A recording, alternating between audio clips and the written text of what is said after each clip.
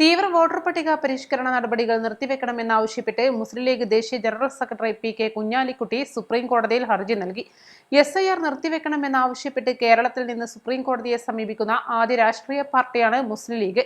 BLOമാരുടെ അടക്കം ജോലി സമ്മർദ്ദം ചൂണ്ടിക്കാണിച്ചുകൊണ്ടാണ് ഹർജി നൽകിയത്. ജനാധിപത്യ വ്യവസ്ഥയിൽ ഭരിക്കുന്നവർ നീതി തരുന്നില്ലെങ്കിൽ പിന്നെ കോടതിയെ സമീപിക്കല്ലേ വഴിയുള്ളൂ, അല്ലെങ്കിൽ നമ്മളെ വ്യവസ്ഥ തന്നെ തകരും.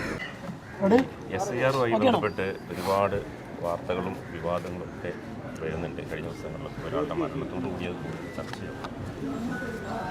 അപ്പോൾ ആ വാർത്ത തന്നെ അതിലെല്ലാ ഉത്തരങ്ങളും ഉണ്ട് എന്നാണ്.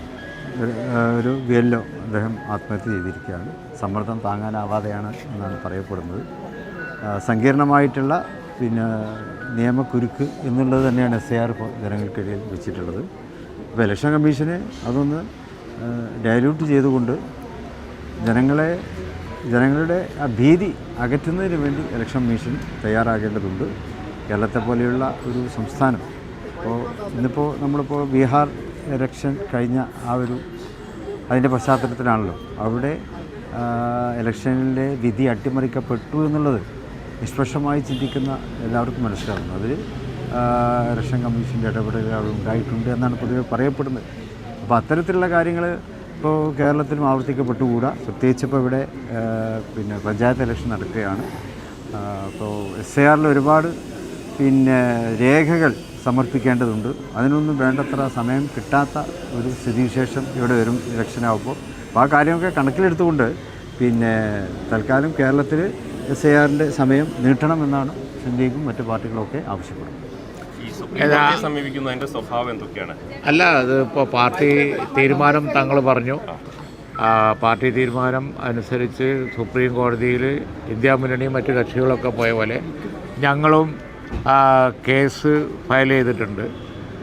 ഇത് ഒരുമാതിരി ഒരു അൺഹോളി ആയിട്ടുള്ള ഹേസ്റ്റാണ്. ഇത് ഇത്രയും സുതാര്യമായി ചെയ്യേണ്ട ഒരു വിഷയം ജനാധിപത്യ വ്യവസ്ഥയിൽ രാഷ്ട്രീയ പാർട്ടികളൊക്കെ BJP അല്ലാത്ത എല്ലാ രാഷ്ട്രീയ പാർട്ടികളും ഇവിടെ വ്യവസ്ഥാപിതമായ ജനാധിപത്യപരമായ വോട്ടേഴ്സ് ലിസ്റ്റ് വേണം, ഇലക്ഷൻ വേണം എന്ന് പറയുമ്പോൾ അതൊന്നും മൈൻഡ് ചെയ്യാതെ ഏകാധിപത്യ സ്വഭാവത്തോടു കൂടി മുന്നോട്ട് പോവുക.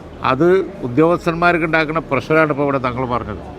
ആ ഉദ്യോഗസ്ഥന്മാരെ പ്രഷർ താങ്ങാമെന്ന് നമുക്ക് ചിന്തിച്ചാലറിയാലോ. മിനിറ്റ് വെച്ച് മണിക്കൂർ വെച്ച് അങ്ങനെ ചെയ്യേണ്ട ഒരു കാര്യമാണോ അത്? സുതാര്യമായി വളരെ അവധാനത്തോടു കൂടി ചെയ്യേണ്ട കാര്യം. എന്തിനാണ് ഈ ധൃതി? ഈ ധൃതി തന്നെ രാഹുൽ ഗാന്ധി ബീഹാറിൽ പറ്റി പറഞ്ഞത് ശരിയാണെന്ന് തെളിയിക്കുന്നുണ്ട്. പ്രതിപക്ഷം പറയുന്നത് ശരിയാണെന്ന് തെളിയിക്കുന്നതാണ്. എന്തിനാണ് ഈ ധൃതി? ആളെ കൊന്നിട്ടും എന്തൊരു മിനിറ്റ് വെച്ച് ഇപ്പോൾ തീർക്കണമെന്നാണ് അതിൻ്റെ അർത്ഥം. വേറെ മോട്ടീവുണ്ട് എന്നുള്ളതാണ്. ഞങ്ങളത് സുപ്രീം കോടതിയിൽ ഈ മരണം തന്നെ എടുത്ത് പറഞ്ഞുകൊണ്ടാണ് ഇപ്പോൾ കേസ് ഫയൽ ചെയ്തിരിക്കുന്നത്. തീർച്ചയായും അതിന് റിസൾട്ട് ഉണ്ടാവും എന്നാണ് ഞങ്ങൾ പ്രതീക്ഷിക്കുന്നത്. ഇന്ത്യ മുന്നണിയും ആ കാര്യത്തിൽ ഫൈറ്റ് ചെയ്യുന്നുണ്ട്. ജനാധിപത്യ വ്യവസ്ഥയിൽ ഭരിക്കുന്നവർ നീതി തരുന്നില്ലെങ്കിൽ പിന്നെ കോടതിയെ സമീപിക്കല്ലേ വഴിയുള്ളൂ, അല്ലെങ്കിൽ നമ്മളെ വ്യവസ്ഥ തന്നെ തകരും. അതാണ് സ്ഥിതി. ഈ മരണം വളരെ ദുഃഖകരമാണ്. ഇതെങ്കിലും കണ്ണ് തുറപ്പിക്കണം. അതാണ്